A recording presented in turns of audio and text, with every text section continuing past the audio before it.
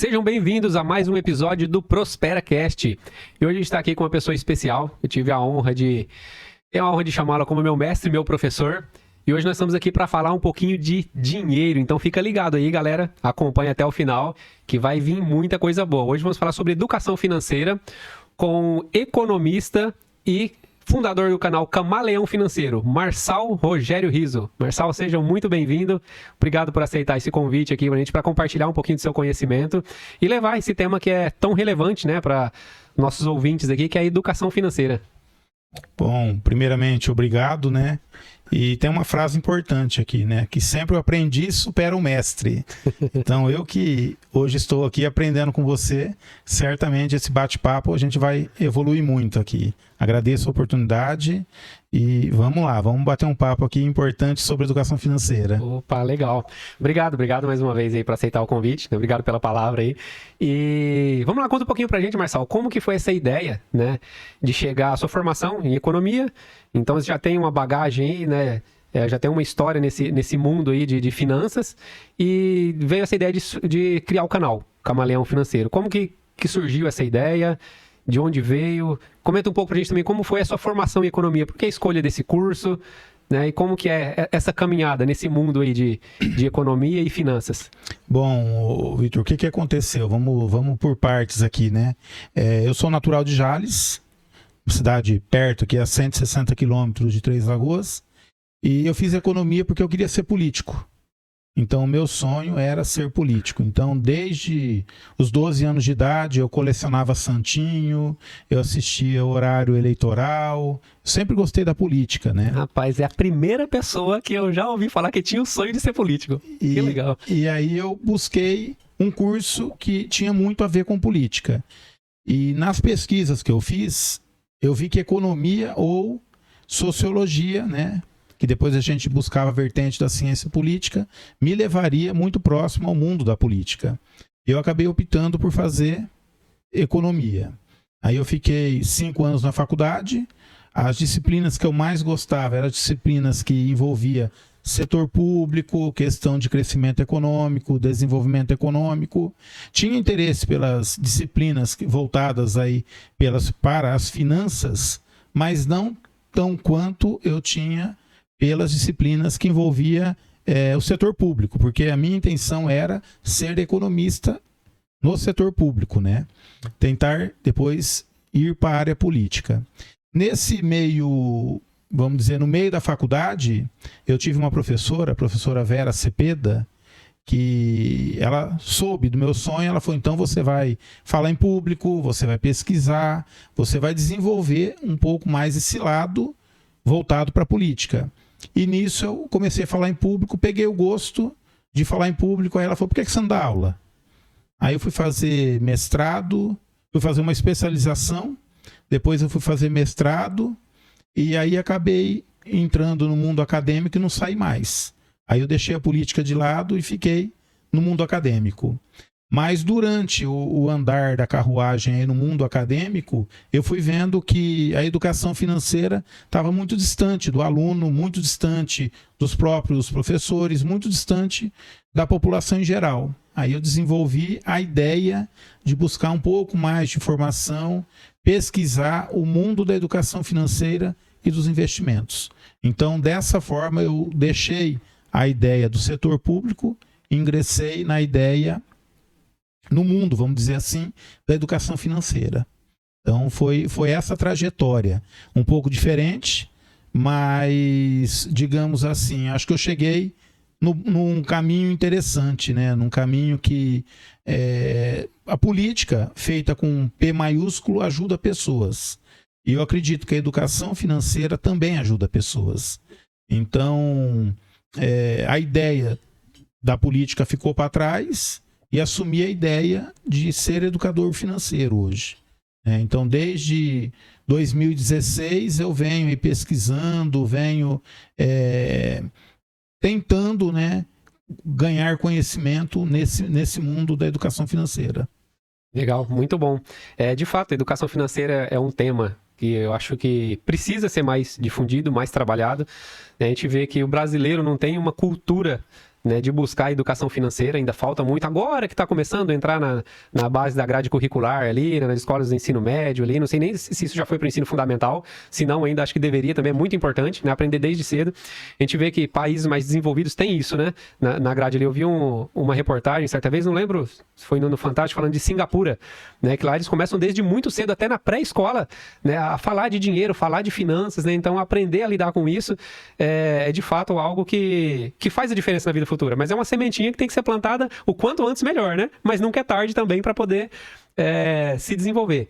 E nessa sua trajetória de finanças, professor, como que o que você tem se deparado, assim? Qual que é a maior dificuldade desse pessoal? O que eles mais te perguntam, te questionam em relação a essa área de finanças propriamente dita? Bom, vamos lá. A gente tem que entender o dinheiro como algo positivo na nossa vida. Mas a cultura nossa, a gente vê o dinheiro como algo ruim. Então a gente tem crenças, né, achando que o dinheiro é algo do demônio, que o dinheiro não traz felicidade, que rico é desonesto. Então existem essas crenças na sociedade. E um outro ponto que eu gosto muito de falar, eu sempre que posso coloco isso de forma pública, né, para aluno, para colega, para quem eu conheço, né, que tem uma certa proximidade, a ideia de não querer falar de dinheiro. Por que a gente não quer falar de dinheiro? Então você vai num churrasquinho, você fala do Neymar, você fala da vizinha, você fala do que está acontecendo na Ucrânia, mas não fala de algo que está acontecendo no nosso bolso, que é o dinheiro. E aí a Natália Arcuri, que é uma educadora financeira, dona do canal Me Poupe, maior canal de educação financeira do mundo, ela usa um termo interessante lá. Ela criou o termo dinheirofobia. Nós temos medo de falar de dinheiro. Então nós estamos num churrasco. Se eu falar, eu invisto.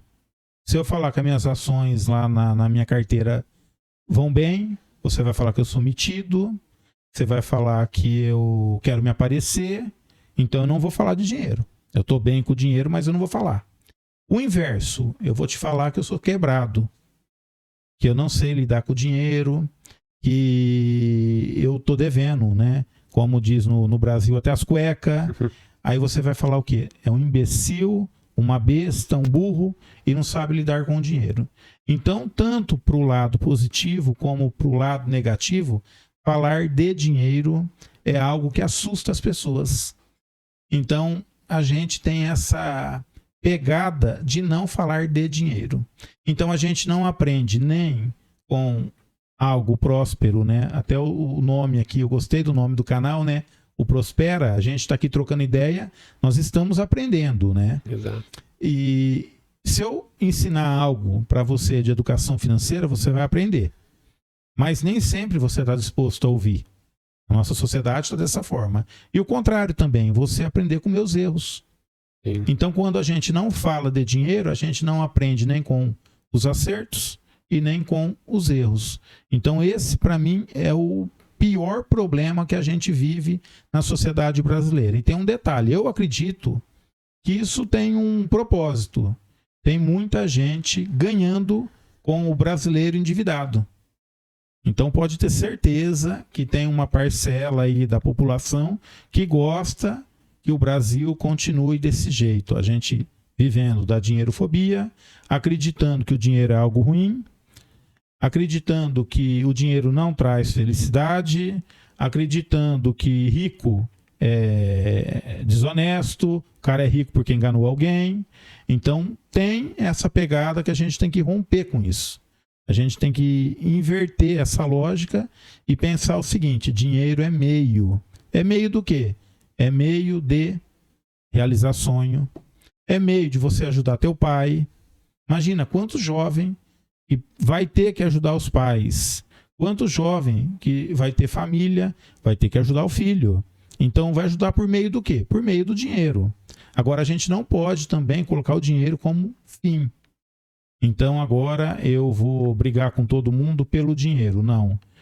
eu só vou ser feliz se eu tiver dinheiro. Também não. Então, dinheiro é meio. Dinheiro não pode ser fim. A gente tem que colocar o dinheiro no meio do quê? Da realização de um sonho, no meio de uma caridade, no meio de ajudar alguém, no meio de você ter uma qualidade de vida melhor. Então, não tem mal nenhum em querer o dinheiro próximo de você. Eu quero dinheiro próximo de mim. Eu não vou colocar o dinheiro como meu Deus, né? Sim. Vou colocar ele à frente de tudo, não. Mas eu quero o dinheiro, ganho honestamente, ganho com o suor, né, do meu trabalho, de forma honesta. Eu quero ele perto de mim. E assim, quando a gente sabe que o dinheiro é duro para ganhar, a gente valoriza ele ainda mais. Então, acho que o pior problema é esse, a gente não olhar para o dinheiro como deve ser olhado. Exato, é legal. E você comentando aqui, eu me lembrei de uma definição de um mentor que eu tive lá em 2017, mais ou menos, que foi o Eduardo Moreira. Né, acompanhei ele durante bastante tempo, né, fiz uma mentoria ali com ele, estudei bastante ali os programas que o Eduardo Moreira fazia na época, e logo no começo de um dos programas dele, ele traz uma definição que diferencia dinheiro e riqueza, né, que é algo que o pessoal confunde muito também, né? A riqueza é aquilo que de fato vai te trazer algum benefício. O dinheiro é simplesmente uma forma de concentrar uma riqueza para você fazer uma troca por outra. Né? Por exemplo, né? Você no deserto, você não vale nada você ter $1 milhão lá. Mas se você tem 1 galão de água, vai suprir a sua sede e poupar a sua vida. Muitas vezes, né? É uma riqueza a água naquele momento. Né? E até isso evita muita gente de fazer coisa errada também, né?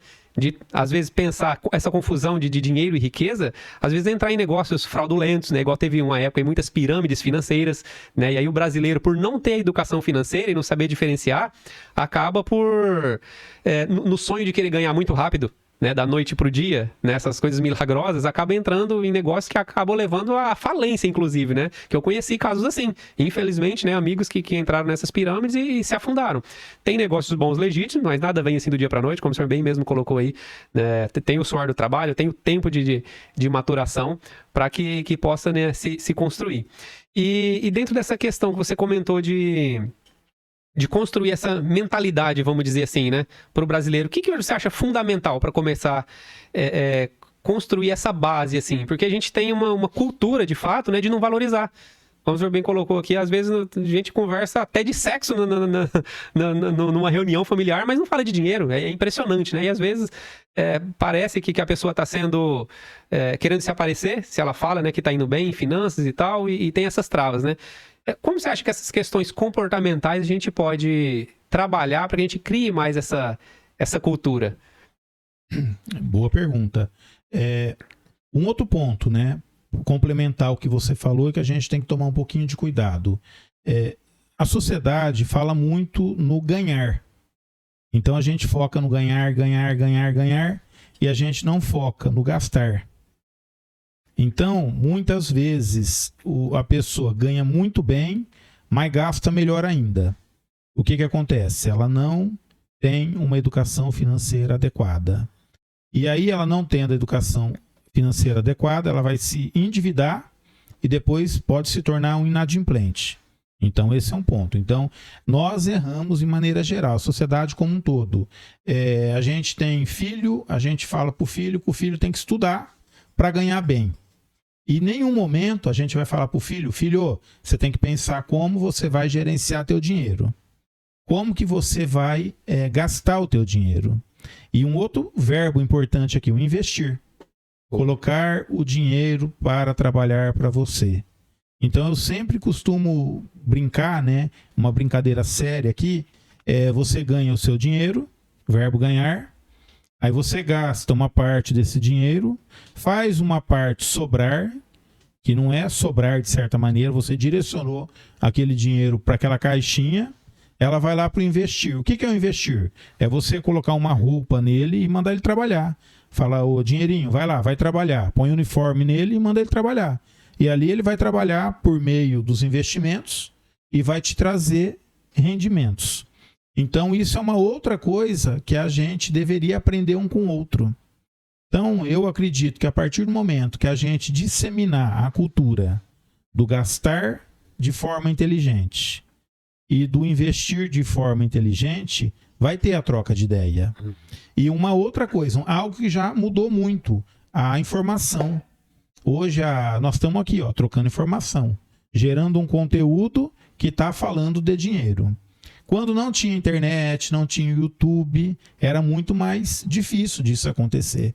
A pessoa tinha que ir numa livraria, numa biblioteca, pegar um livro e tentar aprender por meio do livro. Curso, ela tinha que ir até um local que tivesse esse curso de forma presencial para aprender com esse curso. Então, era uma dificuldade maior. Hoje está muito mais acessível. E a gente vê o gráfico das pessoas que estão, por exemplo, investindo em bolsa, está aumentando. Ainda não é como outros países do mundo, mas já teve um avanço. A gente tem que ver de onde a gente saiu e para onde a gente chegou. A gente está andando nisso. Eu falo que a passos largos. Agora, um detalhe importante. Até o outro dia uma pessoa falou, você fala de educação financeira lá no teu canal, mas você tem que lembrar que tem muita gente que passa fome. Eu falei, sim. Eu acho até que essas pessoas que passam fome, elas ainda não estão no ponto de receber educação financeira. Elas agora têm que receber ajuda. Ajuda para quê? Para ter o mínimo possível em casa. Para ter pelo menos 3 refeições por dia. Agora, quantas pessoas que têm uma renda considerável, segura, uma renda boa, estão endividadas? Aí cabe a educação financeira. E um outro detalhe. Vou fazer uma pergunta para você. Quando a gente aprende a lidar com a água, com a falta da água, quando nós estamos num período de seca ou quando nós estamos num período de chuva? É na seca, normalmente, que vai lembrar que ela faz falta, né? O dinheiro é a mesma coisa. Quando a gente tem menos dinheiro, a gente tem que cuidar dele melhor ainda. Porque ele vai fazer muito mais falta para a gente se a gente cuidar dele mal. Então, eu sempre falo, gente, o hábito, por exemplo, de poupar, que seja R$1 por dia. É para criar o hábito. E aí você cria o hábito, aí você coloca o dinheiro para trabalhar, aí você vê o resultado, aí você se anima, aí você guarda R$1,50 por dia. Aí você cria o hábito, né, amplia esse hábito e a partir daí você cria uma cultura, uma mentalidade, como você acabou de perguntar, né? Uma mentalidade da pessoa que ganha, que consegue gastar menos do que ganha. Porque muitos, o que eles fazem? Eles acham que o cartão de crédito é a extensão do salário, o limite do cartão, né? É a extensão do salário, faz a conta da parcela. Então, quanto que vai custar isso? Isso vai custar R$2.000. R$2.000 eu não tenho, mas se eu dividir em 10, vai custar 200. 200 eu tenho. E aí começa a fazer o quê? A bolinha de neve. Exato. Então, tem que mudar essa cultura. A cultura tem que mudar a partir do hábito. Do hábito do quê? Do hábito de investidor. Tem que criar essa cultura. E a cultura começa com R$1 por dia. Não precisa mais que isso, gente. É criar o hábito. O hábito é importantíssimo no mundo da educação financeira. É legal isso que você pontuou, e o hábito não é algo que também se faz do dia para a noite, né? O hábito, ele... eu vi também, eu não lembro qual foi o livro que ele fala que o hábito você não cria, você substitui o hábito, né? Então, se você tem o hábito de não poupar, você vai ter que substituir esse hábito, né? Por esse hábito de poupar, e é muito legal, como você falou, vou começar só com R$1, né? Para ir criando esse hábito de ver aquele dinheiro parado, porque tem gente que não se aguenta mesmo, né? Tá um pouquinho parado, vai queimar, vai torrar. E outro ponto muito bacana, você comentou, é que educação financeira não é só para quem ganha pouco, para quem está endividado, pelo contrário, né? Que tem pessoas que ganham bem, mas também tem esse hábito de gastar mal. Às vezes é aquele negócio de estar sempre o padrão de vida acima do que ele recebe, né? Esse é um problema que eu vejo que é muito comum também. Eu tenho colegas concursados, concursos bons, né? Tem militares, né? Tem médicos, eu tenho colegas médicos, né? Que a partir da hora que assumiu um cargo melhor, o padrão de vida, tipo assim, eles elevaram muito acima do que eu quero. Então eles não esperou se consolidar naquela nova fase, vamos dizer assim, para poder depois vir trazendo degrau a degrau, né, o seu padrão de consumo, né? Então a pessoa passou num concurso lá, ele já financia um carro muito mais caro, aí como você bem colocou, ele não consegue pagar aquilo ali, mas a parcela ele consegue, vai diluir, só que aí tem juros em cima disso, do financiamento, né, e aí tem os custos que não aparecem ali na hora de um IPVA, de um seguro, né, pior ainda se não tiver o seguro e sofre um acidente, alguma coisa, vai comprometer muito mais a renda dele naquele período. Então, de fato, essa questão comportamental é algo que pode-se dizer assim, que seria a base, né, para as finanças caminhar bem, né?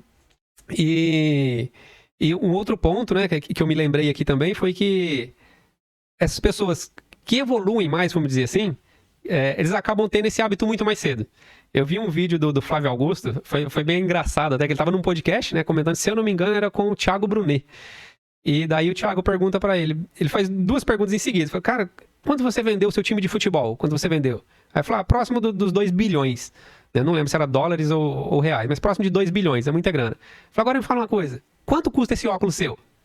Aí, não, então antes de eu falar, o óculos de vista, de grau ali que ele estava usando, antes de eu falar, eu quero saber o que vocês acham. Aí eles não querem palpitar ali, e aí pergunta pro cameraman, que tá ali, o videomaker, né? Fala, quanto você acha que custa o óculos dele? Ah, deve custar uns $500. Pô, $500, você acha que custa, então, na base de uns R$2.500? Ah, mais ou menos. Aí pergunta pro outro que tá de auxiliar ali, eu já falo, né, um pouco mais disso aí, né? Chuta um pouco a mais. Aí fala, cara, eu paguei nisso aqui, ele fala, acho que $12. Falou $12 e detalhe, era um lote de óculos, né? $12 vinha 8 óculos lá, se não me engano. Então por quê? Falou, eu só comprei aquilo que me atende, eu não preciso comprar, patrocinar uma marca ali só para poder me aparecer. Então entra também muito a questão do ego, né? Falando nessa questão financeira. E essa pessoa que você comentou que está vivendo nesse padrão acima, né? Ou a pessoa que já está endividada, o que ela pode fazer para ela começar a reverter esse cenário que ela se encontra, vamos dizer assim? Bom, vamos aqui também por partes, né? A questão, educação financeira é comportamento. Então, não é número, não é conta, porque se fosse assim a gente não conseguiria aplicar a educação financeira para criança. Então, educação financeira é comportamento, é apagar a luz, né? A gente sai daqui, para que eu vou deixar a luz acesa, né? Consumindo, gerando um gasto, sendo que não tem necessidade. É desligar o ar na hora que sai do cômodo, fechar a torneira na hora que está escovando os dentes, né? Então, tomando banho, um banho mais curto, com o chuveiro nos momentos que deve ficar ligado, que deve ficar desligado. Então, são comportamentos. Aqui eu estou dando comportamentos do dia a dia, coisas pequenas, que a gente muitas vezes não se atenta, né? E quando a gente vai falar de educação financeira para criança, a gente entrega esses pontos para eles, né? Como se comportar numa compra no supermercado, né? As dicas, muitas dicas que podem ser passadas. Então, tudo isso é educação financeira. Agora, para aquela pessoa que vive no padrão, naquele degrau de cima, é complicado. Por quê? Porque ela tem que se conhecer. Então, o primeiro ponto é um autoconhecimento. Ela tem que se conhecer, ela tem que ver que aquilo ali não está sendo legal para ela, que aquilo ali pode comprometer o futuro dela, porque agora ela está numa fase produtiva, como você citou exemplos aí, né? Está ganhando bem, tem saúde, aceita desafio, se precisar mudar de serviço, muda com facilidade, se precisar fazer uma transição de carreira, ele faz. E na hora que ele chegar numa idade mais avançada, não vai ter o mesmo vigor, nem físico, nem psicológico. Às vezes tem alguma coisa que vai prender ele, uma família, por exemplo, para você deslocar de uma cidade é muito mais difícil do que um jovem, né, que passa num concurso, ele se desloca muito fácil. Então tem todos esses pontos que tem que ser levado em consideração. Então, o primeiro ponto, faz um diagnóstico do que ele ganha, do que ele gasta. Fez o diagnóstico no que ele gasta. Agora ele chegou àquela conclusão, que ele gasta um número X, um número Y aí. O X é algo essencial. O Y é algo que pode ser deixado de lado, é algo supérfluo. Começa a cortar esse supérfluo aos poucos. E não dá para cortar de uma vez também, né? O hábito, como você falou, tem que ser mudado. Então, ele pede todo dia comida no iFood. Então, ao invés de pedir todo dia, corta 2 dias na semana. Então, já vai, ao invés de pedir 7 dias, ele pede 5. Passa um tempo pedindo 5, já tira mais 1. Então, pede 4. Ali já vai gerar uma economia considerável. Faz uma análise. O que ele tem lá na casa dele? Ele tem Netflix, tem Prime Video, tem Globoplay, assina aquele monte de coisa que ele não assiste. Corta. O que não usa? Corta. Começa a enxugar os gastos aí. Roupa. Compra roupa com frequência. É necessário comprar roupa com frequência? Começa a se perguntar. Sempre busca aquela pergunta que vai levar ele a uma reflexão, comparando a vida financeira dele naquele momento que ele está ali, né? Vamos dizer assim, tudo bagunçado, tudo endividado, e começa a mudar aos poucos. Começa a descer o degrau. E aí, o que ele vai fazer com esse dinheiro que ele consegue economizar? Põe para trabalhar. Começa a ver que o investimento dá resultado. E começa a pensar a longo prazo. Aqui tem que ter aquela visão do Thundercats, né? Além do alcance aqui. Tem que enxergar lá na frente. Por quê? Porque não se esqueça, gente, os últimos anos de vida das pessoas são anos caros. Você vai gastar com medicamento. O teu plano de saúde vai custar mais caro, né? A gente sabe que muda a faixa etária, o plano de saúde muda.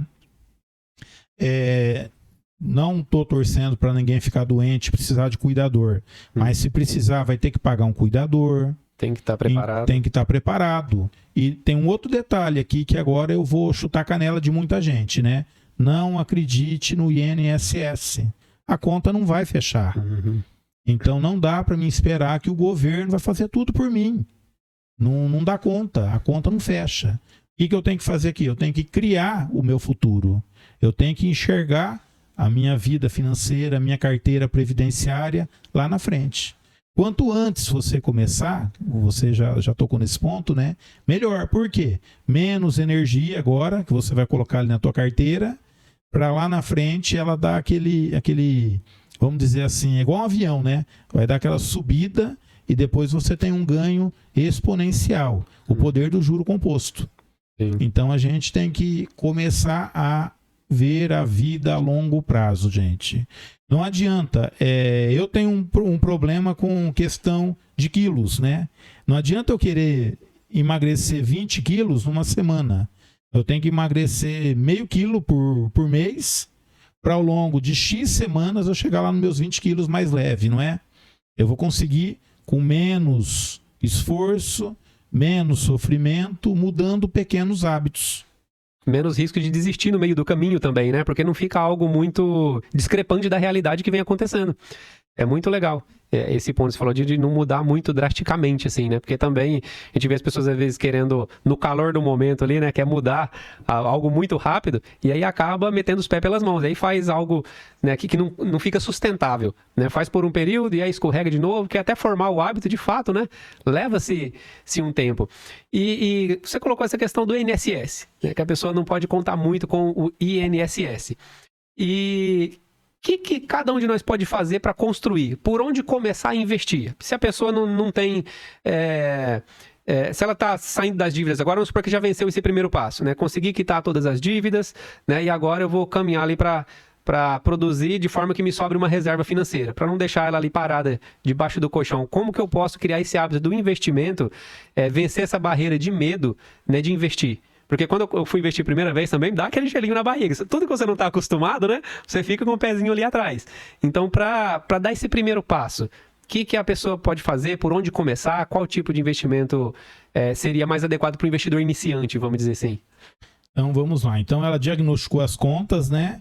Fez lá o roteiro da vida dela, né? Desenhou o roteiro da vida dela.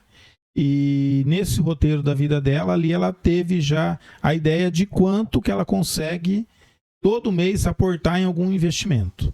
Então ela vai manter uma meta.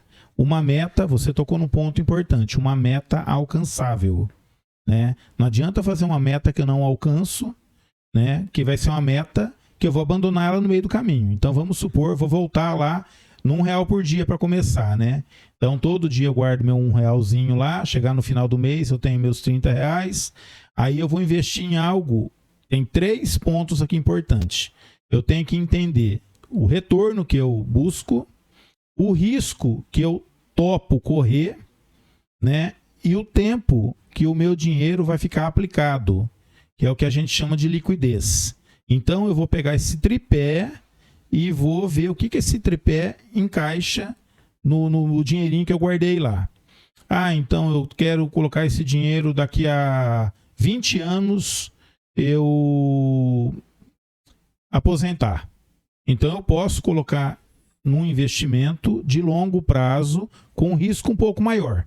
Por quê? Porque se der algum probleminha ali, eu ainda tenho como me recuperar. Então é um ponto importante. Mas para quem é iniciante, eu sempre falo, começa com a renda fixa, né? Procura um investimento, um CDB, um LCI, um LCA. Hoje tem fundos de investimento e que tem um risco menor. Então coloca o dinheiro lá e vai vendo esse dinheiro dando resultado. Aí você vai se animar, vai perder esse friozinho na barriga que você acabou de falar. Aí você vai para um fundo imobiliário, por exemplo. Pega um fundo imobiliário mais seguro, né, que tenha um menor risco. Todos têm risco, mas um menor risco, um risco mais calculado. E aí coloca lá no fundo imobiliário e vai conhecendo o investimento.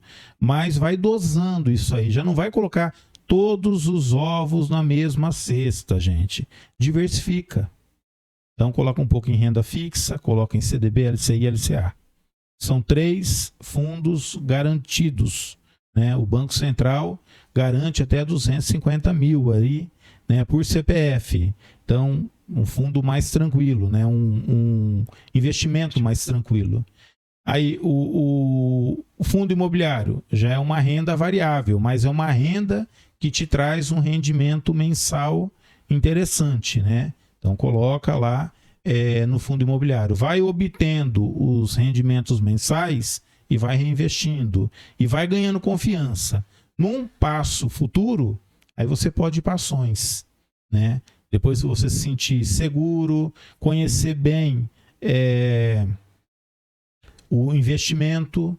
E um ponto aqui, onde eu devo investir em primeiro ponto? Em conhecimento. Então, buscar informação. Hoje, eu acabei de falar, a informação está muito acessível. Ninguém investe mais e nem precisa investir no escuro. E aí, eu vou procurar o gerente do banco. Tá, como você já falou, o gerente é o gerente do banco. Ele trabalha para o banco. Ele vai arrumar um investimento melhor para o banco. Então, estuda se aquele investimento que ele te indicou realmente é algo que te atende.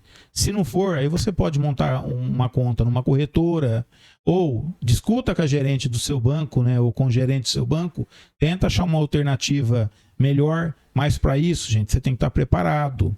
Por que a gente estuda tantas outras coisas e não estuda algo relacionado ao dinheiro, ao investimento? E eu acabei de falar, a informação está aí.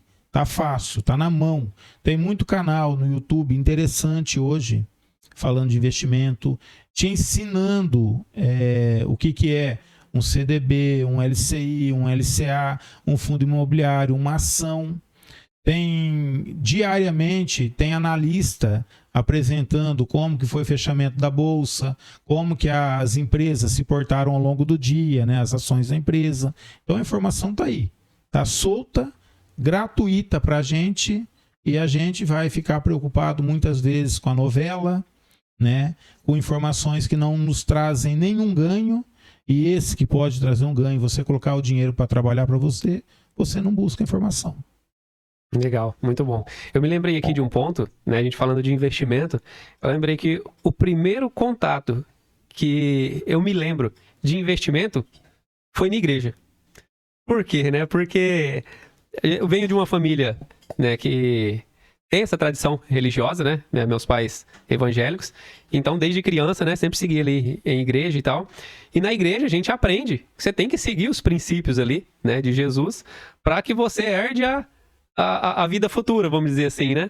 E isso é um investimento, né? Eu preciso abrir mão de alguns prazeres hoje para eu poder, né, ter algo maior futuramente. Isso também é o que acontece, né, quando a gente fala na área das finanças, né? Muitas vezes eu preciso ter esse comportamento, né, de abrir mão de um desejo hoje, que às vezes é supérfluo, muitas vezes, que vai me dar um rendimento muito superior futuramente.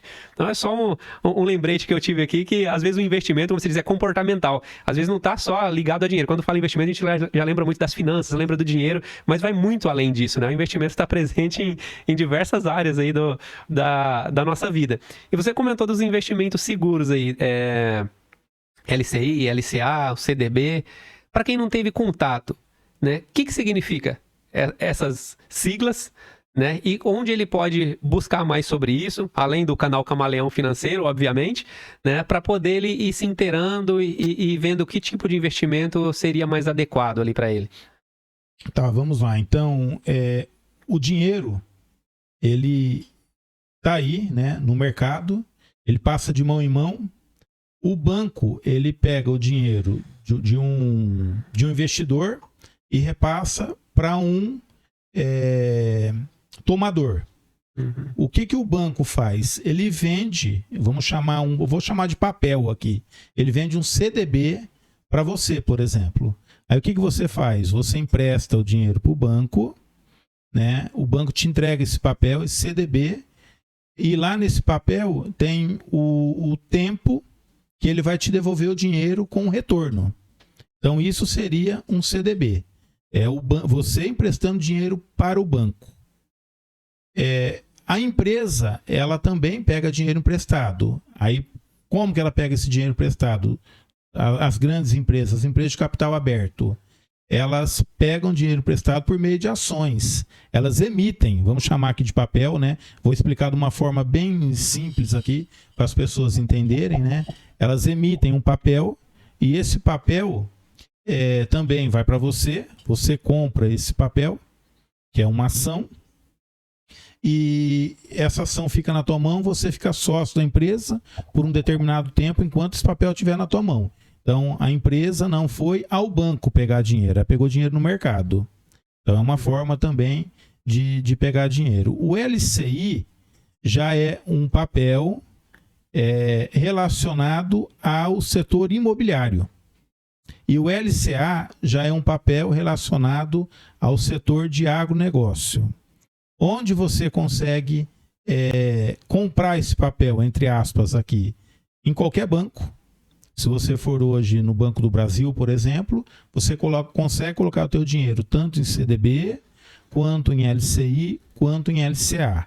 Ações, até o Banco Brasil hoje também comercializa ações. Você entra lá no setor de investimento da tua conta, você consegue comprar ações. Mas também há a possibilidade, e aí vai ter uma gama muito maior, né? Uma diversidade e uma quantidade, né, muito maior nas corretoras. Então você abriu uma conta na XP, na Clear, na Rico, no BTG, e ali dentro você também consegue comprar esses papéis de maneira geral. Então a forma, quem está começando ainda está inseguro, pode até começar pelo bancão lá, né? Vamos chamar assim. Mas devagarinho vai já buscando uma corretora. O Bradesco tem a corretora própria dele. Quem tem conta no Bradesco já consegue também ir lá para o setor de investimento e fazer esses investimentos. Então hoje tem múltiplos caminhos aí para você investir em muita coisa, né? Aqui a gente poderia falar opções, aí já ia dificultar muito porque já é um pouco mais complexo, né? Debentures também, que aí a empresa também pega dinheiro no mercado e outras coisas mais. O fundo imobiliário já é uma pequena fração de algo relacionado ao setor imobiliário. Por exemplo, shopping. Você pode ser sócio de shoppings. Então você vai comprar um pedacinho de alguns shoppings, né? Tem fundos que eles são donos de 15, 20 shoppings aí. Você vai lá e compra uma cota daquele fundo, você fica sócio daqueles 15, 20 shoppings ali relacionado àquele determinado fundo. Tem fundo, por exemplo, de desenvolvimento, que é fundo que faz condomínio fechado. Tem fundo que é de galpão logístico. Esses galpões, quando a gente está chegando em cidade grande, por exemplo, São Paulo, ali quem passa para Minas Gerais, ali em Extrema, que tem muitos galpões ali, aquilo ali é tudo de fundo imobiliário. Então, o que eles fizeram? Eles foram no mercado, pegaram o dinheiro de quem? Do poupador. O poupador investiu uma pequena parcela do que ele conseguiu poupar ali ao longo do mês, comprou a cota desse galpão, hoje ele é sócio do galpão. A partir de quanto? Hoje tem fundo aí partir de R$5. A partir de R$5 você consegue comprar fundo. Que legal. Não precisa, então, a pessoa esperar juntar muito dinheiro para ele começar a ter essa proximidade com o mercado financeiro, então, né? A partir ali de pouca grana, R$5, R$10 ali, ele já consegue, já tá começando a ter essa proximidade para ganhar essa confiança, perder o frio na barriga ali, já dá para tá trabalhando. Já consegue. E quem for, por exemplo, para fundo imobiliário, vai lá e diversifica. Coloca um pouquinho em shopping, coloca um pouquinho em galpão logístico, coloca um pouquinho em fundo de laje corporativa. Por exemplo, por que eu falo diversificar? Na pandemia, os shoppings fecharam.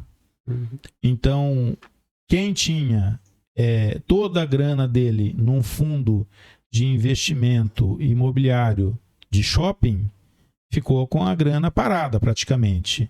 Quem ganhou dinheiro nesse período? Os galpões logísticos. Por quê? Porque o e-commerce rodou muito, né? Então, se você tivesse um pé em cada canoa aí, você perderia de um lado e ganharia do outro. Na média, você estaria bem. Então, por isso que o ideal é diversificar. Investimento, sempre diversifique, gente. Busque, primeiro, conhecer. Não vai colocando, isso é um outro detalhe importante aqui. Não vai assistir o youtuber, né? Que você nunca viu na tua vida e ele fala que tal ação é boa, tal fundo é bom, e aí você pega todo aquele dinheiro que você teve dificuldade para ganhar, que você suou muito e coloca na primeira indicação que você viu no YouTube. Não, vê lá, estuda, vê se realmente aquilo faz sentido. Hoje tem vários sites, por exemplo, Investidor 10 é um site interessante para você analisar ali o que está acontecendo com cada papel. Status Invest é um outro site interessante. Então, tem muitos outros aí, né? Mas vale a pena ver casa de análise. Vale a pena assistir vários youtubers aí, né? Ver pontos de vista diferentes, Pontos de vista diferentes. E sempre pensar na diversificação. Então, acho que esse é um conselho que eu daria até pro meu filho, né? Diversifique, gente. Estude e diversifique. É fundamental. Legal, muito bom. E você tinha falado um ponto aí das LCI, LCA e tal. A diferença, né, dessas letras de crédito aí, né? Qual que é a diferença básica? Você falou que é do setor do agronegócio, né? A de imobiliário, né? E como que eu consigo analisar, tipo assim, qual desses setores que seria mais adequado para mim? Por exemplo, eu tô começando a investir, o primeiro investimento hoje, né? Eu não sei se eu coloco lá, tem um pouquinho de grana, não dá ainda para diversificar grande coisa. Se eu vou colocar no setor do agronegócio, se eu vou colocar no setor do imobiliário, ou se eu vou deixar lá no CDB, né? O que eu precisaria analisar, né? Para ter esse panorama, vamos dizer assim. O primeiro ponto é olhar o teu rendimento líquido, porque LCI e LCA não tem imposto de renda. Então já é um ponto importante. Quando você vai analisar a lâmina, né, do investimento lá, você vai ver que ela te paga um pouco menos. Então vamos lá, ela paga 95% do CDI. E o CDB te paga 110% do CDI. Então é um ponto importante. O CDB paga mais, só que o CDB tem imposto de renda. E o CDB também, ele tem um imposto de renda que ele vai variar no tempo ali. Dependendo do tempo que você deixar ele vai cobrar mais, uma alíquota maior ou uma alíquota menor. O ideal é a partir de 2 anos, que você vai pegar a menor alíquota de 15%. Isso em CDB. Mas sempre o ideal é comparar. O que acontece nas corretoras? Ela já tem uma calculadorinha ali, que você clica, ela abre a calculadora e você faz a simulação. Aí você faz a comparação. Lembrando que os 3 têm o fundo garantidor, né? Então você está seguro. Agora, lembrando que 2 ali não cobra imposto de renda e 1 já cobra imposto de renda. Então você tem que comparar os 3. Pesar ali se vale a pena esse percentualzinho a mais. Isso. E aí pagar o IR ou fazer o outro que não tenha cobrança de que imposto não de renda. tenha cobrança de imposto de renda. O ideal é fazer conta ali, porque contra números não tem argumento. Agora, se eu vou para o LCI ou se eu vou para o LCA, vai depender muito de quanto um está pagando ou de quanto o outro está pagando naquele determinado momento. Então, tudo é questão de momento, né? Mercado financeiro é o momento, é o time ali. Então, você tem que entender o time e ver o que é melhor naquele momento. Isso aí a gente vai, ao longo do tempo, né, entendendo como o que é melhor para nós. E detalhe, um outro ponto importante, exemplo que eu vou dar, você vai se casar, você vai pegar teu dinheiro, você vai colocar num LCI, num LCA, num CDB, depende, qual que é o vencimento dele? É um outro ponto. Você vai casar ano que vem, você vai colocar num CDB para daqui a 5 anos. Você precisa daquele dinheiro para se casar.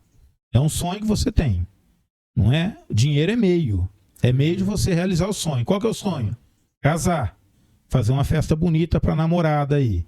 E aí, o que você tem que fazer? Colocar o teu dinheiro em um investimento que está acessível e ele se casa com o teu sonho. Então, isso é um outro detalhe, né? Que a gente chama liquidez. Essa liquidez, ela se adequa ao teu sonho? Sim, me adequa. Então, eu coloco ao meu sonho. Então, isso é um outro ponto importante que a gente deve entender, né? Outra coisa importante aqui também, né? Que até eu gosto de citar exemplo. Você vai se casar daqui a 2 anos. Você coloca o seu dinheiro. Você colocou o seu dinheiro numa Americanas da vida. Que deu essa quebradeira toda aí. Casamento já foi embora, meu. Foi embora. Por quê? Porque a Americanas, a ação derreteu. Aquela poupança que você vinha fazendo junto com a namorada, derreteu junto com as ações da Americanas. Então já não é um investimento adequado para você colocar o seu dinheiro. Coloque lá num CDB que vai casar a data com o seu sonho. Ou um de liquidez diária. Ele que rende diariamente ali também. Que é o ideal para fazer uma reserva de emergência, né? Que isso é um outro ponto que eu não tinha falado, que eu vou abordar aqui agora. Todo mundo deveria ter uma reserva de emergência. O que é essa reserva de emergência? É o dinheiro que você tem para o inesperado. Quem não tem um cachorrinho que pode ficar doente? Fica doente, leva no veterinário. Quanto que custa? Hoje fazer o tratamento, dependendo, né, do jeito que o cachorrinho tiver, quanto que vai custar esse tratamento? O seu carro cai num buraco, estoura a suspensão. Quanto que vai custar para arrumar a suspensão do seu carro? Problema climático, dá uma ventania, destelha a tua casa. Você tem que comprar telha, arrumar o pedreiro para refazer isso tudo. Você já está apertado, está no 0 a 0 todo mês. Como que você vai arrumar isso aí? Então, o ideal, quem conseguir, se planeja e tem uma reserva de emergência. De quanto que seria o ideal essa reserva de emergência? É o que eu ia perguntar. Tá se antecipando, legal. O que os educadores financeiros falam, de 6 a 12 vezes o essencial. Como assim? Eu preciso de R$2.000 por mês para pagar o essencial. Eu fiz o diagnóstico. O meu diagnóstico me deu lá que o meu essencial por mês é R$2.000. Esses R$2.000 eu tenho que ter para pagar as contas. Então, se você precisa de 6 vezes o essencial, você precisa de 6 vezes o quê? 6 vezes 2. De 12 a 24.000, onde? Numa reserva que possa tirar a qualquer momento. Onde que é o ideal colocar? Aí coloca num CDB de liquidez diária, num fundo de liquidez diária. Não vai querer travar o dinheiro. Minha reserva de emergência, eu vou colocar no CDB para 2 anos. Lascou. Você pode tirar o dinheiro? Pode tirar. Só que você vai correr risco de tirar o dinheiro naquele momento menor do que o dinheiro que você colocou, né? Dele estar em baixa naquele momento. Ou comprei ações. E se a ação da empresa naquele dia que você precisa do dinheiro também caiu? É um outro problema. Então a gente pode falar aí que o primeiro passo para ele construir uma certa estabilidade financeira ali seria, primeiro, sair das dívidas, porque normalmente as dívidas são os juros mais caros, né? Não vale a pena fazer dívida. deixar as dívidas para fazer investimento, né? Teoricamente, né? As dívidas normalmente têm uns juros mais elevados do que o que você consegue receber ali com os investimentos. Muito mais difícil você conseguir investimentos bons com os juros ali que se compararia ao que se você pega em dívida no mercado hoje. E então se livrou das dívidas. O primeiro passo seria ali ele começar a se adaptar com esses investimentos mais seguros. Aliás, o segundo passo seria ele fazer esse colchão financeiro, vamos dizer assim, essa reserva de emergência, onde ele consiga suprir de 6 a 12 vezes ali o mensal dele, que seria entre 6 meses a 1 ano, né, para eventuais emergências. E aí então ele passar para alguns investimentos onde ele possa ter um pouquinho mais de lucratividade, num horizonte de tempo um pouco maior. Os investimentos mais arrojados depois que ele tem esse colchão. Mas esse colchão, de certa forma, é já um primeiro investimento, né? Porque o dinheiro tem que estar trabalhando para ele. Então ele já pode colocar esse dinheiro, como eu disse, num CDB de liquidez diária, né? Ou pode colocar esse dinheiro num investimento aí, num fundo de investimento que consiga tirar a qualquer momento. Então, a primeira coisa é isso aí. Ele tem que se precaver do inesperado. Uma coisa importante que você acabou de tocar no assunto agora, né? Ser investidor. Eu sempre brinco, acordar de manhã, olhar para o espelho e falar: eu sou um recebedor de juros. Que seja o juro da sua reserva de emergência.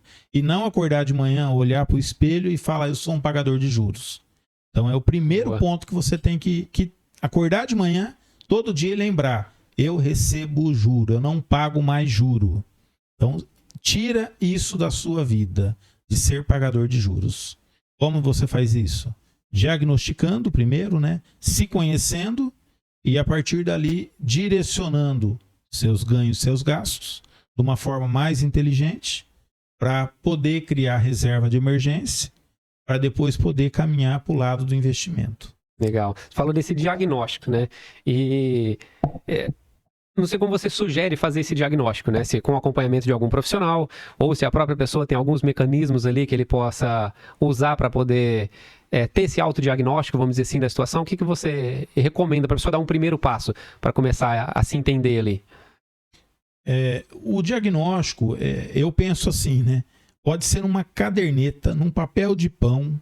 Ele tem que anotar lá tudo que ele ganha e tudo que ele gasta. É o primeiro passo. Uhum. Basta anotar? Não. Aí ele tem que fazer uma leitura daquilo lá. Porque não adianta nada. Tem uns que falam: vou fazer no Excel, vou fazer numa tabela dinâmica que toca até musiquinha. Né? Tudo colorido, toca musiquinha. Aí ele faz aquilo, aí ele sabe que ele está devendo e ele sabe que ele deve mais do que ele ganha. Mas ele não se movimenta. Então é um diagnóstico com ação. Ele tem que se movimentar. Que seja, como eu acabei de falar, no papel de pão, num saquinho de pão. Mas anota tudo que gasta. Hoje em dia, gente, cria um grupinho de WhatsApp, mas um grupinho que só tem ele. Né? Vai na padaria, anota lá na padaria: pão, R$10. Aí vai no açougue, carne, X reais. Vai anotando tudo. Chega no final do dia, abre o grupinho dele lá, que só tem ele, e passa limpo numa folha. E vai colocando o que é essencial e o que é supérfluo. Ele tem uma ideia. E sempre pensando: esse supérfluo aqui eu vou diminuir. Eu não preciso acabar com ele, porque a vida fica sem graça também, gente. Exato. Vida sem supérfluo é uma vida sem graça. Imagina você cortar a tua cervejinha 100%, quem toma uma cervejinha, né? Depois vai gastar tudo com faixa preta, né? Com remédio de depressão. Então, corta um pouco, porque o supérfluo tem que ser exceção. Não pode ser regra. Então, você ganha, sei lá, 3 mil. Você gasta 2.500 de supérfluo. Pô, tá errado. Né? Tá errado. Você gasta 300 de supérfluo. Opa, tá controlável, né? Dependendo de qual sejam as outras contas dele. Proporcionalmente falando, é controlável? Então vai comer o docinho de vez em quando, vai tomar o cafezinho de vez em quando, vai tomar a cervejinha de vez em quando. Não dá para ser regra. Esse é o problema. Porque tem gente que acha que a vida é feita de supérfluo. Só tem graça se tem supérfluo. Aí a conta não fecha. Então faz esse diagnóstico. Anotou lá tudo certinho no final do dia. Chegou no final do mês, faz um balanço. Opa, eu estou gastando aqui uma parte grande da minha renda supérflua. O que eu posso cortar? Começa a cortar. Às vezes ele vai descobrir, como eu já falei, que ele assina uma Netflix e não assiste. Que ele paga academia e nem pisa na academia. Para que vai pagar então? Não é? Tem que começar a pensar nisso. Senti uma alfinetada aí, viu? Mas... muitas vezes ele compra calçado e já tem um monte de calçado em casa. Não é centopeia, né? O cara não é uma centopeia. Então ele tem que se conhecer. Se conhecendo, quem que toma a decisão sem se conhecer? Ninguém. Então ele tem que se conhecer. Não tem um acho aí, né? Não existe achismo em educação financeira. E nem tem uma regra também, né? Para todo mundo. Tá? Não tem uma regra. Isso aqui não é receita de bolo, né? Cada um vai se adaptar de um jeito. Porque também não adianta o cara cortar tudo e ser infeliz, gente. Exato. O dinheiro é meio para fazer as pessoas felizes. O dinheiro, ele tá aí para ser meio, não é fim. E tem um outro detalhe importante nisso tudo. Eu tenho que pensar no meu futuro também. Então, o que adianta eu hoje espremer o meu presente só pensando no meu futuro? Tem que ter um equilíbrio. O que adianta eu chegar lá na frente doente? Uhum. Eu tenho que ter vida social. Tem as saúdes aqui, né? Eu tenho que ter saúde financeira? Eu tenho. Mas eu tenho que ter a saúde social. Eu tenho que ter uma vida social. Eu tenho que ter a saúde física. Academia me faz bem? Paga academia. Personal, eu preciso do personal lá na academia para me ajudar? Paga o personal. Cada um é cada um. Tem aquele que dá conta de correr na rua e é feliz correndo na rua. Agora tem aquele que não dá conta de correr na rua, que ele tem que pagar academia. Então cada um vai ter o seu modelo ali. Então a saúde física é importante. Ele tem que cuidar da saúde física. Ah, eu tomo remédio, vou economizar não tomando mais remédio. Tá errado. Vai comprometer a saúde que vai piorar lá na frente, né? Vai piorar lá na frente. Ah, não vou no médico para economizar. Tá errado, ele tem que ir no médico. Então, é um equilíbrio. A gente tem que buscar um equilíbrio. E o dinheiro está ali no meio porque eu não posso ser apenas pagador de boleto. Isso é uma coisa que eu também tenho que ter em mente. Eu vou ser pagador de boleto o resto da minha vida? Não dá certo. Eu tenho que realizar sonho. Mas isso tudo depende de um equilíbrio. E tem sonho que é barato. Não preciso também, eu vou viajar, não preciso ir para fora. Fazer uma viagem, faça uma viagem aqui perto, né? Começa a ponderar também o bom barato, né? Sim. Não dá para ter só o bom caro, né? Isso aí é uma armadilha também que as pessoas acabam caindo pela questão da comparação, né? A gente falou muito da questão comportamental aí ligada à educação financeira e eu vejo muito esse problema. Às vezes nem é um sonho próprio da pessoa ali, mas ela vê o fulano fazendo uma determinada coisa, trocando de carro, fazendo uma viagem, né, para fora e aí desperta uma loucura nela ali de querer fazer igual, né? E às vezes não tem muito sentido, pode curtir muito bem, né? E aí entra a questão do autoconhecimento, né? Dela realizar os sonhos dela de uma forma barata, ela consegue ali. E aí entra a questão da prosperidade, que você falou de ter equilíbrio, né? Eu acredito que isso é prosperidade, né? Então é por isso que leva o nome do nosso canal, né? De Prospera Cash, que a nossa ideia é levar essa mensagem de prosperidade e é justamente ter esse equilíbrio. Não adianta nada, a pessoa juntar dinheiro, comprometer a saúde, né? E aí lá na frente vai gastar todo o dinheiro que juntou para poder consertar um pouco, porque às vezes nem é reversível quanto, né? Ela abalou a saúde dela ali. E aí acaba tendo essas disfunções, né? Então o ideal, concordo plenamente nessa questão de ter esse equilíbrio, mas eu penso também que em alguns momentos, né, a gente pode ter uma força a mais, né, em algum lado para você mudar, vamos dizer assim, né, a sua questão. Por exemplo, se a pessoa está ali numa questão de dívidas, como a gente comentou no início, né, ela vai precisar abdicar de alguns prazeres ali, né, para ela poder, por um tempo, né, mas ela tem que ter na cabeça que isso é periódico, né, até as coisas se acertarem, para então ela voltar a usufruir daquilo ali com mais tranquilidade, porque pode ser que até que aquele prazer dela acaba sendo desprazeroso, né, se ela está ali curtindo um passeio, um restaurante, eventual, uma coisa ali que é esse prazer para ela, e está tendo um gasto, mas que ela sabe que aquilo lhe vai dar uma dor de cabeça amanhã ou depois, que vai ter a operadora do cartão cobrando lá, mandando e-mail, SMS, ligando, né, o agiota batendo na porta, né? Então isso será que vale a pena? né? Tudo isso. Mas eu acho que em alguns momentos a gente pode, sim, fazer um esforço maior. Eu falo assim, porque eu fiz muito isso, né, no começo, porque a gente vem de uma família, né, pobre, e assim, graças a Deus, né, meus pais, com o empreendedorismo, né, conseguiu evoluir bastante, e é por isso que é uma das bandeiras que eu levanto e defendo muito a questão do empreendedorismo, né? E eu aprendi, né, com essa questão também, abrir mão um pouquinho, né, de algumas vontades mesmo. Às vezes passava vontade mesmo de alguma coisa que queria ali, mas eu fixava não, eu tenho essa meta ali na frente, eu vou ter que segurar as pontas aqui um pouquinho, dar uma apertadinha aqui, aí lá na frente eu venho a usufruir, né, para poder conquistar uma meta, conquistar um sonho, quando foi comprar a primeira motinha ali, depois comprar o primeiro carro, então a gente vai apertando, deixa de sair um pouquinho, né, a época que a molecada tava muito ali, todo mundo curtindo balada e tal, opa, não vai dar para eu acompanhar essa galera, né, vai lá, vocês estão curtindo, tá no ritmo, cada um tem o seu ritmo, às vezes já tava numa condição melhor, né? E às vezes não é o momento da gente. Então essa questão de comparação às vezes pode ser de fato, né, uma armadilha. E como eu citei aqui a questão do ProsperaCast, eu quero aproveitar para chamar aqui os nossos patrocinadores, né? O ProsperaCast é o nosso canal e a gente executa aqui as nossas gravações no StúdioCast, né? E o StúdioCast é um espaço que, se você quer gravar seu podcast, fazer o seu canal no YouTube, gravar cursos, tem aqui a oportunidade de você locar esse espaço para você poder fazer as suas gravações. E quero agradecer também o Ari Designer, que é o nosso patrocinador oficial aqui do ProsperaCast.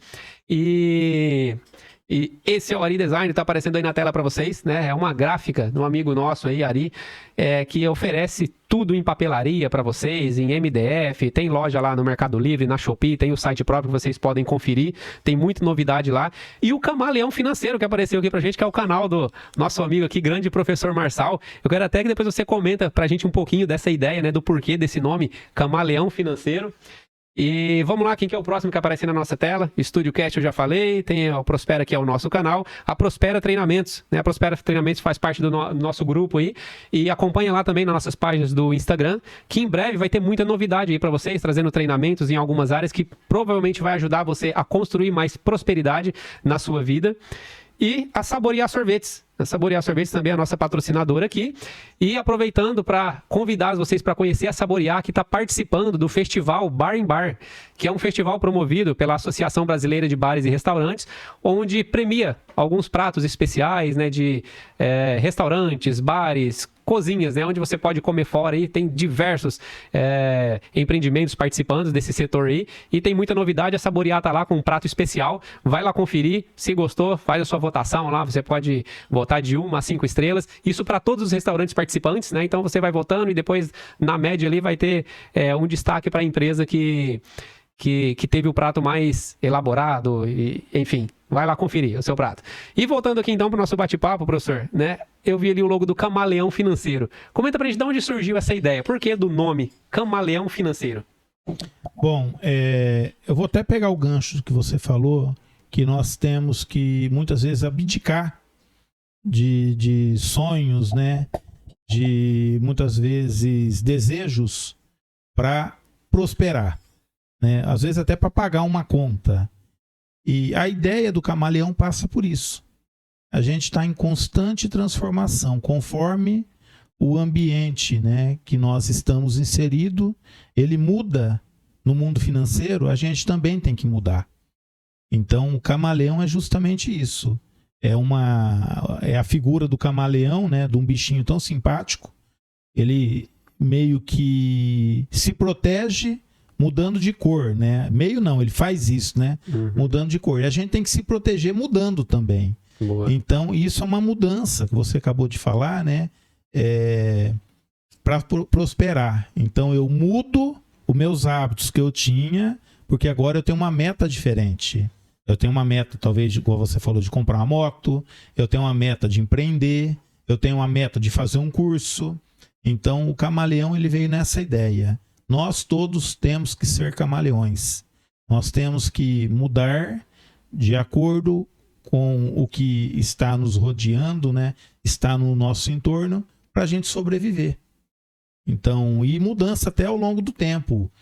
Quando eu vivo lá, dependendo do meu pai, eu tenho uma maneira de viver. Aí eu entro no mercado de trabalho, eu vou ter uma outra maneira de viver. Aí eu passo a ter filhos, eu vou ter uma outra maneira de viver. Daqui a pouco eu estou entrando na fase da aposentadoria. Eu tenho que ter uma outra maneira de viver. Então, nós somos eternos camaleões. E a vida financeira, a partir do momento que a gente acorda de manhã, o que a gente faz? A gente acende a luz, a gente está consumindo. A gente vai precisar de dinheiro para isso, para pagar aquela luz que você acendeu. Aí você vai para o banheiro, escova os dentes, você está abrindo a torneira. Você vai precisar de dinheiro para pagar aquela conta de água que você acabou ali de acionar a torneira. Então a gente também está em constante gasto, né? Em constante consumo. A gente nasce consumindo e nós vamos morrer consumindo. Então a gente vai precisar de se adaptar a um mercado financeiro, não ao mercado, vamos dizer, ao mercado de ações, não, ao mercado como um todo aí, né? Uma maneira mais ampla, né? Vamos olhar de uma maneira mais ampla para sobreviver. Então a ideia foi essa, né? E muitos já vinham. Por que não cria alguma coisa mais didática para a gente? Porque eu falava muito em sala de aula. Eu já tenho uma disciplina chamada Educação e Terapia Financeira. Tem um projeto de extensão também de educação financeira. E aí eles falavam, mas o que a gente pode passar para os familiares? O que eu posso falar para o meu primo? Aí a ideia do canal foi suprir, né, esses pedidos que as pessoas faziam. E aí eu venho meio que nas horas vagas, né, bolando tanto um conteúdo, gravando, meio que batendo o escanteio, correndo na área para cabecear e depois sendo goleiro para defender. Mas a gente está devagar ali criando conteúdo, né, nada difícil, tenta falar numa linguagem mais simples possível, mais objetiva possível para todo mundo absorver. É justamente isso que eu achei muito legal, né, do seu canal. Quando eu tive conhecimento ali, assisti vários vídeos lá. E justamente essa linguagem acessível. Assim, né, quando a gente está comentando aqui do pessoal iniciante e tal, né? De entrar nesse mundo, né? De cuidar das finanças, né? E é do básico mesmo ali, de controlar o que gasta, o que ganha, né? Porque para mim isso fez muita diferença, né? Como eu falei no começo ali, que eu tive que abrir mão de algumas das coisas, né? Eu anotava tudo ali, como você falou, eu tinha uma planilhinha lá e eu tinha todas as despesas, né? E tinha todas as despesas, as despesas e o que entrava de receita, que era bem limitado, que era só o salário. E aí eu vi a necessidade depois de fazer uma renda extra. Pô, preciso na hora vaga fazer alguma coisa ali para eu poder, né? Se eu quiser acelerar esses ganhos aqui para eu poder cumprir a minha meta, vamos dizer assim, né? Isso foi o que me possibilitou abrir o meu primeiro negócio também, né? Eu lembro que você comentou aí agora há pouco da questão do empreender, né? Foi uma das minhas metas também. Não era muito dinheiro, né? Na época, o primeiro negócio que eu montei, mas o que fez assim, eu escalar mais rápido, né? Então, quando eu abri o primeiro negócio, né, com a reservinha que eu tinha, que ganhava na época lá, se não me engano, acho que era R$1.200, né? No último emprego que eu trabalhei, não era um grande salário, era um salário base, né? E estava ali na faculdade ainda, mas foi dessas economias, né, e abdicando um pouquinho de algumas gratificações imediatas ali que eu queria, que me possibilitou alavancar depois os meus ganhos, né? E aí surgiu essa necessidade, como você falou, de gerenciar, não basta se anotar, tem que ter essa gestão, né, dos gastos e dos ganhos, né? Foi ali que eu vi alguns gastos que eu poderia abrir mão, né, que eram supérfluos, e que eu precisava ter algum ganho ali, na hora vaga, fazer alguma renda extra, fazer de alguma forma que eu conseguia aumentar e acelerar esse passo a passo. Então, uma dica que eu acho muito, muito bacana. E parabéns pelo nome, eu gostei bastante da analogia do camaleão, né, da adaptabilidade. Eu acho que é justamente dessa forma. Então, se você não segue o canal Camaleão Financeiro, acessa lá, segue o canal, que tem muito conteúdo bacana, aproveita para ir inteirando nesse mundo aí das finanças pessoais, dos investimentos, né? Uma linguagem super acessível. Então, se você precisa ir perdendo esse medo, né? Vai consumindo esse conteúdo, como o professor bem colocou aqui no início, né? Tá muito mais fácil hoje a gente ter acesso a esse conteúdo. A gente consegue, lá no seu canal, tem diversos outros canais também que difundem essa mensagem aí. E parabéns por ter feito essa escolha. Sei que a sua agenda não é lá tão fácil. Quando eu vi, até fiquei surpreso. Eu falei, poxa, o Marçal conseguiu encaixar mais alguma coisinha ali, né, por conta dos projetos, universidade, aula e tal. Sei que é uma correria e tá fazendo ali um projeto gratuito, né, aberto ali para todo mundo ter acesso e conseguir avançar um pouco mais. E é algo que, assim, enriquece bastante a nossa comunidade, né, que é algo que todo mundo precisa aprender um pouquinho mais. Tem alguma sugestão de livro, algo que a pessoa queira se aprofundar um pouquinho mais para que ela consiga entrar nesse mundo? O que você deixaria de sugestão aí para os nossos ouvintes? Bom, antes de eu falar do livro, eu vou tocar num ponto aqui que a gente poderia ficar aqui uma semana falando, né, conversando, porque o assunto é tão vasto, mas você tocou num ponto muito importante, né? questão do empreender, né? Você falou que empreendeu, que se espremeu para poder criar seu primeiro negócio. Tudo veio do quê? De um sonho. É o sonho que nos motiva. Então, a gente só vai poupar, gente, se nós tivermos onde a gente colocar o dinheiro. Poupar para colocar lá no banco, só por colocar, não vira nada. Você tem que ter o dinheiro direcionado para alguma coisa que vai te fazer feliz, que vai te realizar algum sonho. Então, crie um sonho de curto prazo, que você consiga realizar rápido para se animar. Eu vou, que seja comprar um tênis, é um sonho. Uhum. Crie um sonho de médio prazo, vou fazer uma faculdade. Um sonho de médio prazo, é importante, importantíssimo. E um sonho de longo prazo. Eu vou construir uma carteira aí ao longo de 20, 30 anos para mim me aposentar mais tranquilo. Não ficar dependendo somente do INSS, né? Isso não será suficiente, né? Então, crie esse sonho, sonhe, né? Aquilo que eu falei, o sonho é meta, mas que seja realizável, né? Não adianta eu sonhar com algo muito esplendoroso que não vai ser alcançável. Sonha com algo que você alcance. Quando alcançar, comemore. Boa. Né? Que seja com uma Coca-Cola, aquela Coca-Cola estupidamente gelada num dia de 40 graus aqui em Três Lagoas. Não é muito difícil. Não é muito difícil. Ou vai tomar um sorvete lá na Saborear. Comemore. Por quê? Porque é ganho que você tem, isso aí te motiva. Isso aí acaba alimentando ainda mais a mudança do seu pensar, né? Do seu mindset, né? Da sua nova mentalidade. Então é importante ter o sonho de curto prazo, de médio prazo e de longo prazo. E comemorar isso aí. O que seria, professor, esse curto, médio e longo prazo? Uma ideia de tempo assim, pra gente... Qual que seria esse tempo pra gente ter uma ideia de mensurar? Ou não até tem um também ano, curto prazo. Até um ano curto. Até 5 anos, médio prazo.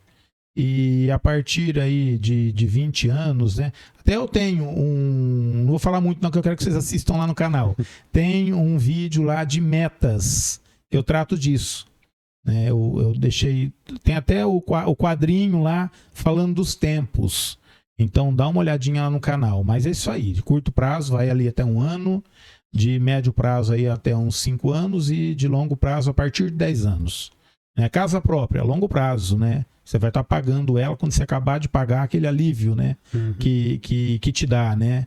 Um carro, se você financiar, que acabar de pagar um médio prazo. E, sei lá, trocou o celular, comprou um tênis, aí já é um sonho de curto prazo. Legal. Mas comemore também, viu? Não é importante só atingir. É importante atingir, comemorar e renovar. Tá sempre renovando os sonhos também. Por quê? Porque é o que vai te movimentar. Imagina se você tivesse parado no seu primeiro sonho. Isso aqui não existiria.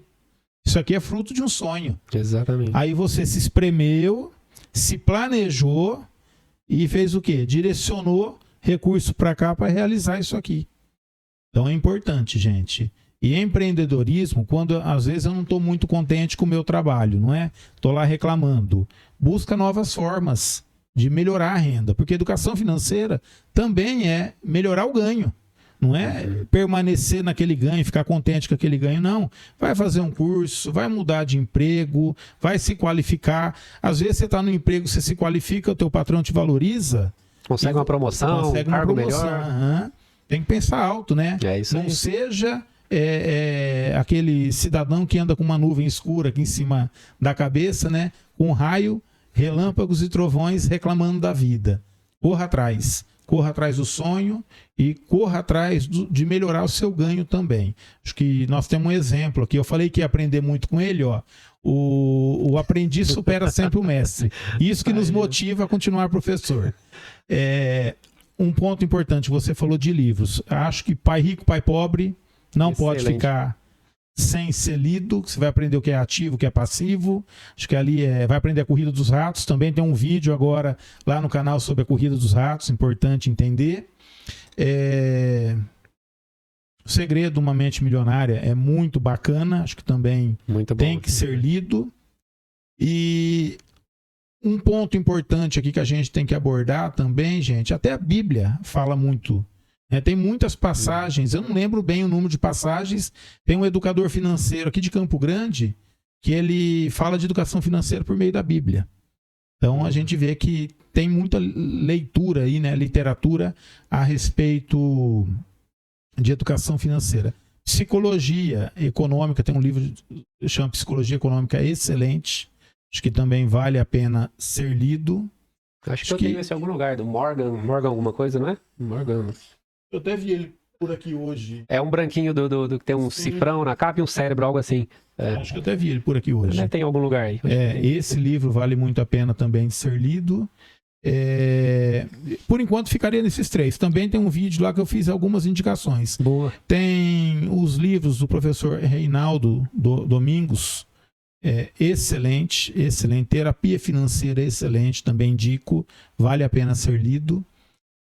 Acho que esses 4, para começar, já valeria a pena. É muito conteúdo. De fato, o primeiro você citou, O Pai Rico, O Pai Pobre, foi um dos livros que me impactou bastante, né? Justamente esse conceito de ativo, passivo, foi ali, eu acho que foi o livro que me despertou, assim, vamos dizer, tanto para o empreendedorismo, né? E para essa questão também da gestão dos ativos e passivos ali. É uma indicação muito boa, né? Todos esses livros, né?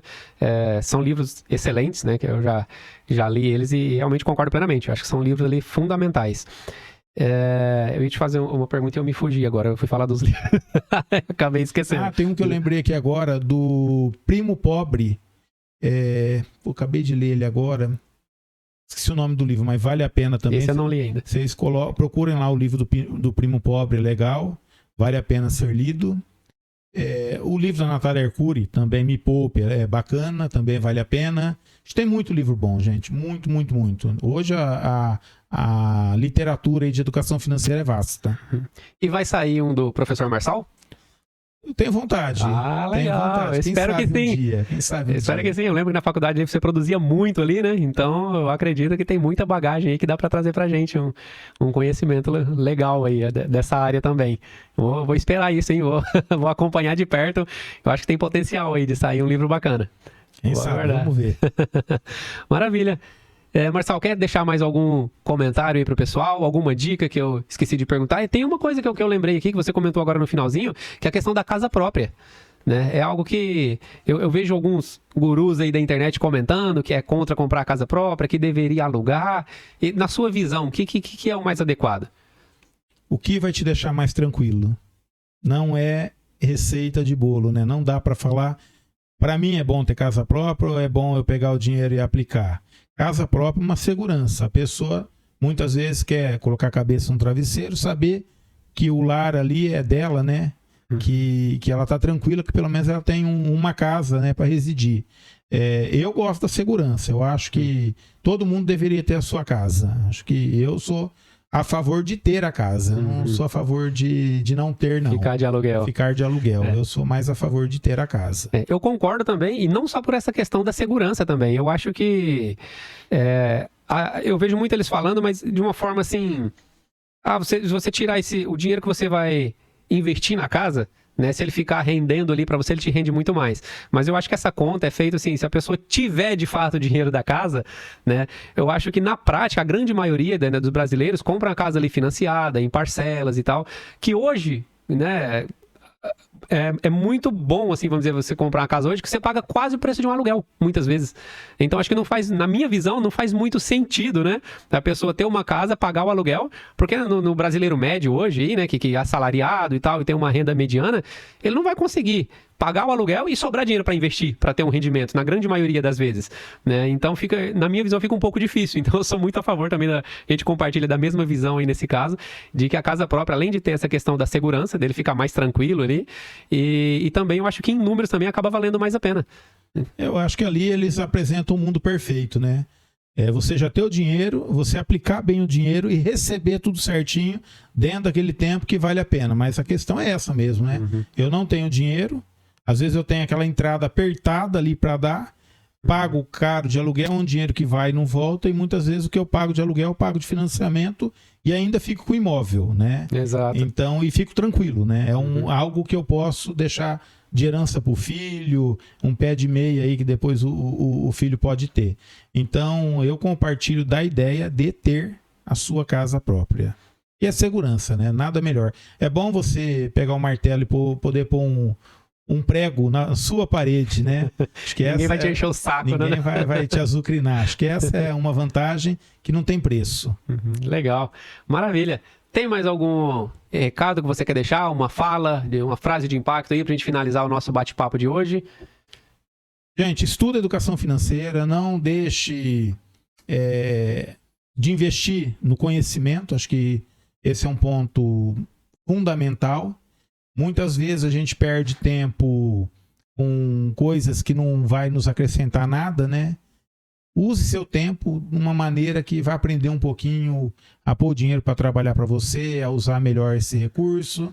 É um recurso que todo mundo precisa. Aqui não é ser capitalista, não é ser materialista. É um recurso que todo mundo precisa dele para viver, né? Acho que isso é fundamental. Maravilha.